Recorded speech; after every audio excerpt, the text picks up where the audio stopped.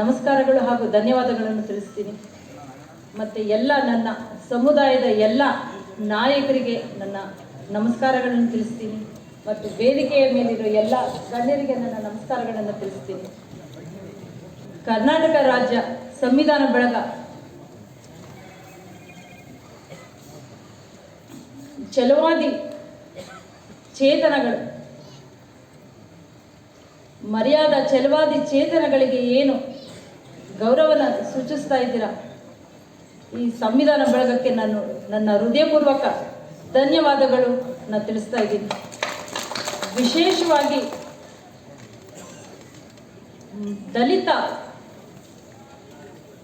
ದಲಿತ ಲೋಕದ ಮರ್ಯಾದ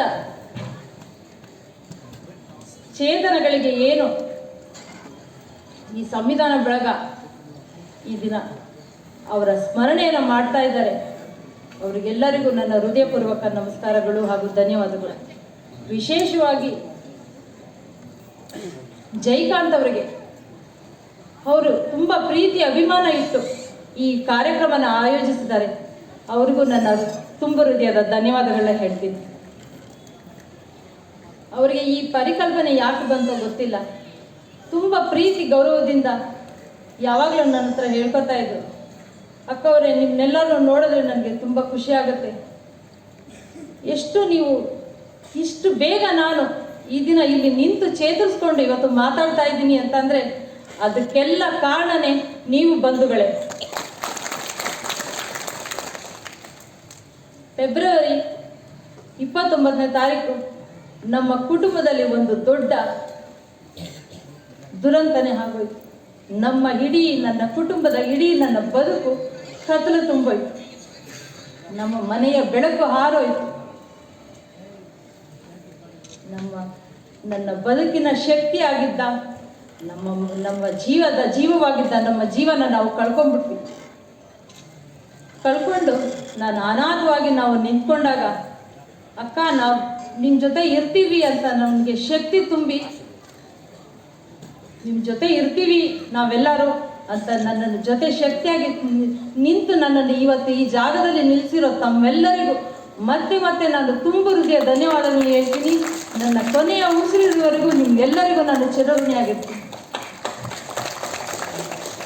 ನಾನು ಇವತ್ತು ನೆನಪು ಮಾಡಿಕೊಳ್ತಾ ಅವರ ಪಾದಗಳಿಗೆ ನಮಸ್ಕಾರ ಮಾಡುತ್ತಾ ನಾನು ಕೆಲವು ಮಾತುಗಳನ್ನು ನಿಮ್ಮೊಡನೆ ಹಂಚ್ಕೋಬೇಕು ಅಂತ ಇದ್ದೀನಿ. ನಮ್ಮ ಯಜಮಾನರು ತುಂಬ ಕಡು ಬಡತನದಲ್ಲಿ ಹುಟ್ಟಿ ಒಬ್ಬ IAS ಅಧಿಕಾರಿಯಾಗಿ ಜನಪ್ರಿಯ ಅಧಿಕಾರಿಯಾದವರು, ಈ ಸಮುದಾಯದ ಧ್ವನಿಯಾಗಿದ್ದರು. ಅವರು ಯಾವಾಗಲೂ ಬಡ ಜನರ ಸೇವೆ ಮಾಡಬೇಕು ಅನ್ನೋ ಮಹದಾಸೆನ ಹೊತ್ತಿದ್ರು. ಅವರ ಚಿಂತೆ ಯಾವಾಗಲೂ ಬಡ ಜನರ ಸೇವೆನೇ ಆಗಿರ್ತಾ ಇತ್ತು. ನನ್ನ ಹತ್ರ ಯಾವಾಗಲೂ ಹೇಳ್ಕೊತಾ ಇದ್ರು, ಅವರು ಬಡತನ ಇತ್ತು ಅಂತ ಅವರು ಸುಮ್ಮನೆ ಕೂರಲಿಲ್ಲ, ಕಷ್ಟಪಟ್ಟು ಓದಿ ನನ್ನ ಸಮುದಾಯಕ್ಕೆ ನಾನು ಏನಾದರೂ ಸಹಾಯ ಮಾಡಬೇಕು, 4 ಜನರ ಕಣ್ಣೀರನ್ನ ಒರೆಸ್ಬೇಕು ಅನ್ನೋ ಚಿಂತನೆಯಲ್ಲಿ ಯಾವಾಗಲೂ ಇರ್ತಾ ಇದ್ರು. ಅವ್ರು ಯಾವಾಗಲೂ ಹೇಳ್ಕೊತಾ ಇದ್ರು, ನಾನೊಬ್ಬ ದಲಿತ ಅಂತ ಹೆಮ್ಮೆಯಿಂದ ಬದುಕಿದವರು. ಬದುಕಿನಲ್ಲಿ ಪ್ರತಿಯೊಬ್ಬ ಮನುಷ್ಯನು ಹುಡ್ತಾರೆ, ಸಾಯ್ತಾರೆ, ಆದರೆ ಆ ಮಧ್ಯದ ಬದುಕಿನಲ್ಲಿ ಸಾರ್ಥಕ ಬದುಕಿದವರು ನಮ್ಮ ಯಜಮಾನರು ಕೆ. ಶಿವರಾಮ್ ಅವರು. 4 ಜನರ ಕಷ್ಟಗಳಿಗೆ ನೆರವಾದವರು ಅಂತ ನಾನು ಹೆಮ್ಮೆಯಿಂದ ಹೇಳ್ಕೊತೀನಿ. ನಮ್ಮ ಮನೆಗೆ ನೂರಾರು ಜನ ಬರ್ತಾ ಇದ್ರು, ಸಾವಿರಾರು ಜನ ಬರ್ತಾ ಇದ್ರು ಸಹಾಯವನ್ನು ಕೇಳಿಕೊಂಡು.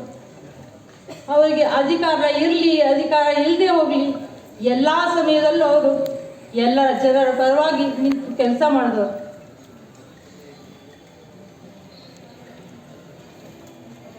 ಈ ದಿನ ನಾವು ನಮ್ಮ ವಸ್ತುನ, ನಮ್ಮ ಜೀವವಾಗಿದ್ದ ನಮ್ಮ ಮನೆ ಬೆಳ್ಕೊಂಡು ಕಳ್ಕೊಂಡು ತಿಂತಿದ್ದೀವಿ. ನಾವು ಎಲ್ಲ 7 ಜನ ಕುಟುಂಬದವರು ಇಲ್ಲಿದ್ದೀವಿ.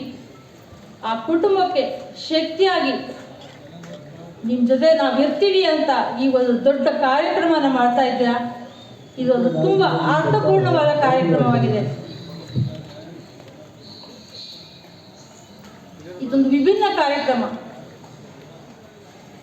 ಈ ನಮ್ಮ ಜಾಗ ನಾವು ಕಳ್ಕೊಂಡು ನಿಂತಿರೋ ಈ ನಮ್ಮ ಜಾಗವನ್ನು ಅರ್ಥ ಮಾಡಿಕೊಂಡು ಈ ಒಂದು ಪರಿಸ್ಥಿತಿ ಯಾರಿಗೂ ಮುಂದೆ ಬರಬಾರ್ದು ಭಗವಂತ, ಯಾರಿಗೂ ಕೊಡಬೇಡ ಭಗವಂತ ಅಂತ ನಾನು ಕೇಳ್ಕೊತೀನಿ.